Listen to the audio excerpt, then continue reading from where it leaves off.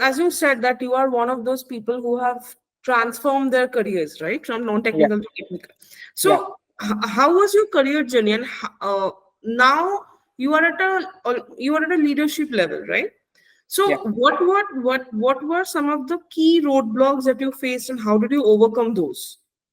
Okay. So I would say the key roadblock that I have faced initially when I shifted from non-tech to tech, right?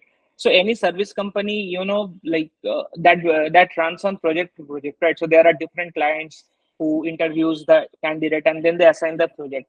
Although you get recruited into a company, but the clients when they interview and then they see there is two-person who cleared up the interview, but one is from tech background, one is from non-tech background, and they have only one place left.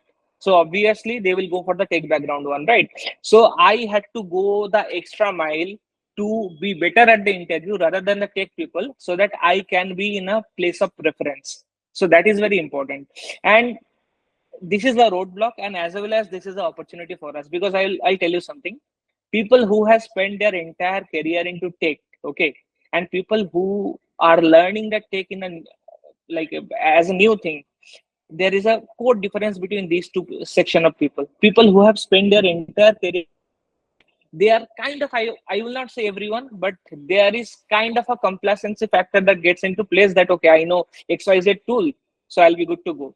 And whereas the particular person who's shifting from non-tech to tech, he or she is thinking, I need to learn these things in depth, only then I will get a job.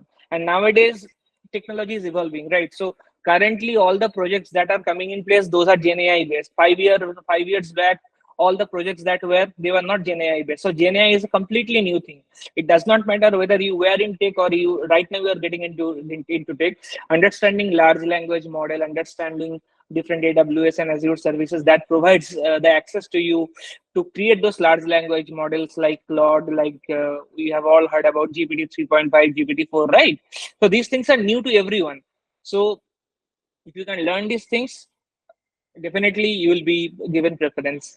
But yes, keeping the technical side aside, you also need to work on your soft skills, right? So when you work on a project, you need to deal with clients on day-to-day basis, so understanding the client's requirement properly, and to know how to ask the right questions. This is a very valuable thing that I have seen in my team. I have seen there are people who can code beautifully, but like the moment there is a client meeting that comes up, they come up with certain unnecessary question to the client, which can be resolved within the team, right? So that is not expected. Client expect us to know more than them. That's why they are paying us, right?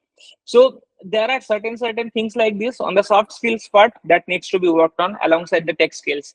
And yes, if two things are clubbed, then you are good to go.